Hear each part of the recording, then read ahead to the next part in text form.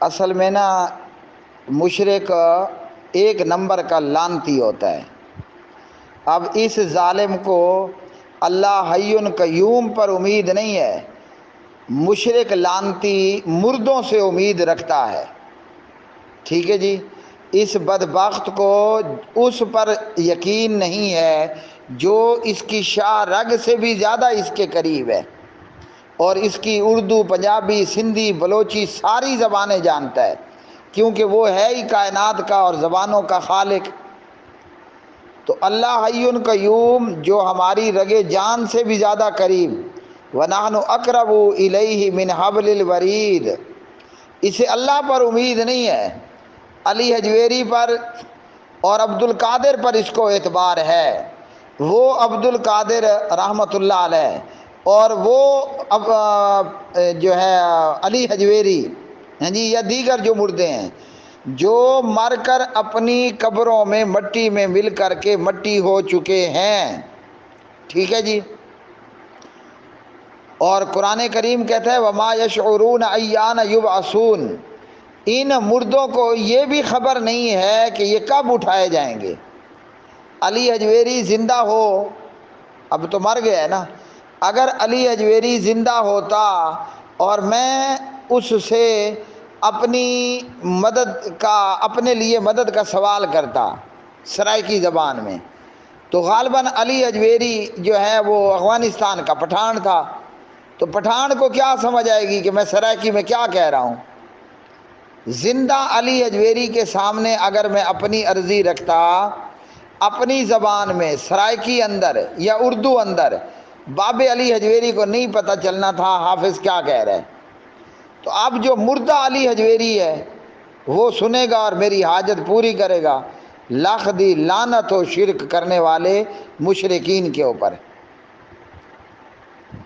اچھا جی، رہ گیا معاملہ انما ولیکم اللہ ورسولہ، تو ولی یہاں مددگار کے معنی میں نہیں ہے، یہاں ولی دوست کے معنی میں ہے۔ لفظ ایک ہی ہے ولیٌ، اور ولیٌ کا معنی مددگار بھی ہے، ولیٌ کا معنی دوست بھی ہے۔ اللہ اکبر، اللہ اکبر۔ ہاں جی، ولیٌ کا معنی دوست بھی ہے اور ولیٌ کا معنی مددگار بھی ہے۔ اگر ہم بات کریں ہمارے اپنے پیارے نبی حضرت محمد الرسول اللہ صلی اللہ علیہ وسلم کی، اور میں نعوذ باللہ لا حول ولا قوت، یہ کوئی مشرک کہے کہ ادرکنی یا رسول اللہ، اغثنی یا رسول اللہ، اللہ کے رسول میری مدد فرما، تو اللہ کے رسول جب زندہ تھے وہ اپنی بیگم اور ہماری ماں حضرت عائشہ رضی اللہ عنہا کی مدد نہیں کر سکے، ہماری فوت ہونے کے بعد کیا مدد کریں گے؟ اور مشکل بھی کوئی چھوٹی موٹی نہیں تھی۔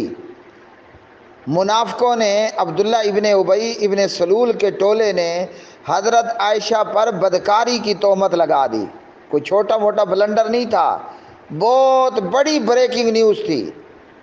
مدینہ طیبہ میں زلزلہ برپا ہو گیا کہ سید عائشہ، وہ ابو بکر کی بیٹی، وہ محمد الرسول اللہ کی بیوی، وہ مومنوں کی ماں، وہ خاتم النبیین کی زوجہ، وہ عائشہ کہ جس کی تصویر جبریل آ کر کے دکھائے، ہاں جی اللہ اکبر، وہ عائشہ کہ جس کی گود میں محمد الرسول اللہ صلی اللہ علیہ وسلم سوئے ہوئے ہوتے اور جبریل اللہ کی جناب سے وحی لے کر نازل ہوتا، ہاں جی، اس عائشہ پر بدکاری کا الزام لگ گیا۔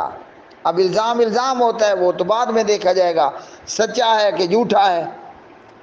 تو اگر اللہ کے رسول مدد کرنے والے ہوتے، ایک مہینے سے اوپر حضرت عائشہ پر وہ زنا اور بدکاری کی جو تہمت اور الزام ہے وہ لگا رہا، تو اللہ کے رسول نے تو ہماری ماں اپنی زوجہ محترمہ جناب حضرت عائشہ کی مدد نہیں کی، بلکہ اللہ کے رسول فرما رہے ہیں اے عائشہ اگر گناہ ہو گیا تو اقبال جرم کر لو۔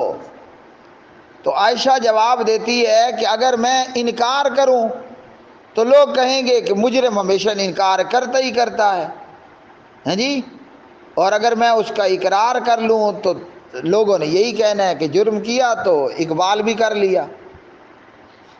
تو اللہ کی ان بے وقوفوں اور بدبختوں سے کوئی پوچھے، اللہ کے رسول صلی اللہ علیہ وسلم ابو طالب کی مدد نہیں کر سکے، بار بار کہتے رہے کہ میرے پیارے چچا کلمہ پڑھ لو، لیکن چچا تھا کہ اس نے کہا نہیں پڑھنا۔ جی، اللہ کے رسول صلی اللہ علیہ وسلم خود اپنی مدد نہیں کر سکے۔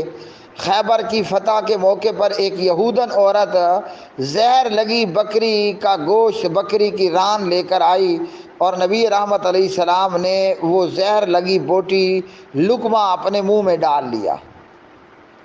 اور صحیح بخاری باب مرض النبی میں ہے کہ نبی پاک علیہ السلام نے فرمایا کہ وہ جو میں نے خیبر میں زہر کی بوٹی کا لقمہ منہ میں رکھا تھا وہ آج بھی مجھے برابر تکلیف دے رہا ہے۔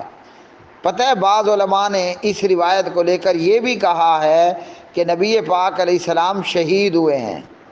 وہ خیبر میں کھائے ہوا زہر، یعنی وہ لقمہ منہ میں رکھنا، اور اس موقع پر نبی پاک علیہ السلام کے ایک صحابی بھی وہ زہر آلود لقمہ نگل لینے سے موقع پر ہی شہید ہو گئے۔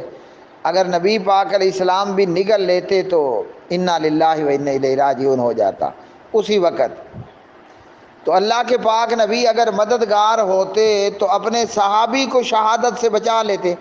کون کہتا ہے کہ میرا یار میری آنکھوں کے سامنے ایڑیاں رگڑ رگڑ کر کے مر جائے؟